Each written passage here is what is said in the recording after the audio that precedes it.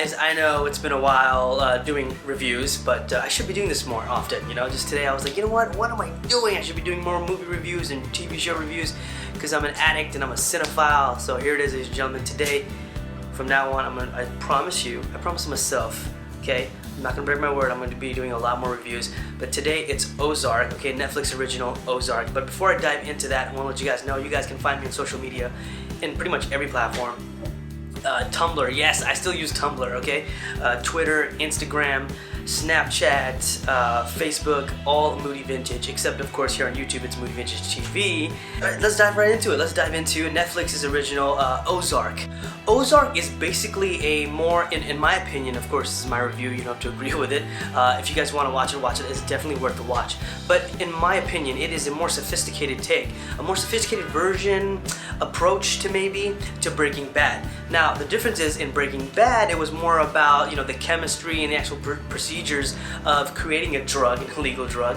Whereas here on Ozark, it's more about the business side, it's the financial side, it's about laundering money for the cartel, which doesn't excuse or avoid the risks and dangers that one may take when dealing with the cartel or drug dealing, basically. Every episode feels like a short film, like an independent film. And rightfully so, because it is brilliantly directed, executed, the cinematography, the performances, the character development, it's fantastic. Ultimately, it's a great script, and I'm so happy that Jason Bateman, who I guess you could say that it's his baby because he actually directs 4 episodes, including the season finale, which is an hour and 20 minutes. So I mean, that's pretty much a movie right there, a feature film in a way. And I think that's so brilliant when you find these actors who go into directing, or even, you know, new directors, new people into the filmmaking, and they get this opportunity on streaming platforms like Netflix. And that's why I love Netflix so goddamn much.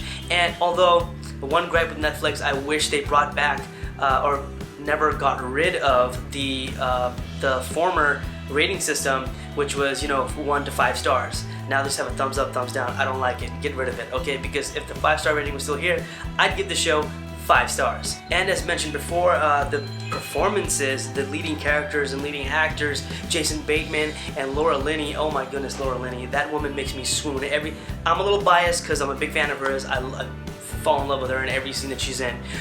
She is incredible in this show, just as Jason Bateman is. But I think we go through an emotional roller coaster through her. We sort of sympathize, and for me, I really didn't feel for really any of the characters. I think it was the overall arc of the story, which is brilliantly written, of course, and it really is about family. I think that's the most important thing, where you have you know, different elements of a unit. And I think that was more fun. I think that was more of a connection, more of a something that you could relate to when you're watching the show. And I know that sounds crazy, family, what? Well, I can't, this is of course a non-spoiler, so I can't really go into too many spoilers.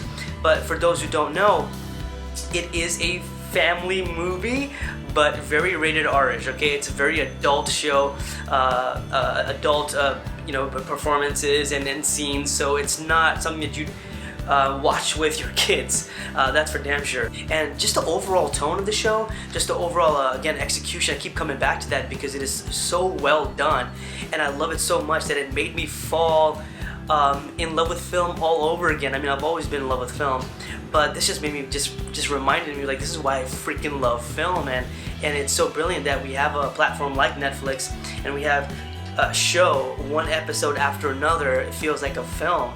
And even though it is a TV show, I think it's the brilliant part of it.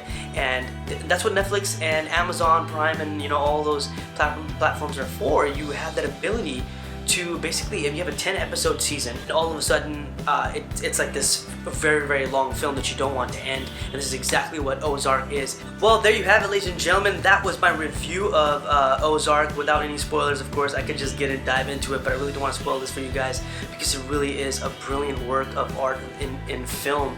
Really quite an achievement. Again, guys, if you liked it, thumbs up, share it, like it, subscribe if you haven't subscribed already, and I will be doing more of movie reviews and TV show reviews. I promise that will happen, okay? I promise myself. If I don't, I'm gonna kick myself for it. Anyways, guys, if you want to see more of my immediate reactions, without spoilers, of course, again, follow me on the Stardust app, okay? Stardust. You can download it for free. It's totally free on your devices. Follow me, look for Moody Vintage, obviously, and you can see my immediate reactions to TV shows and movies. Anyways, until next time, guys, I'll see you at the movies. That is so cliche. I don't know why I said that. Damn.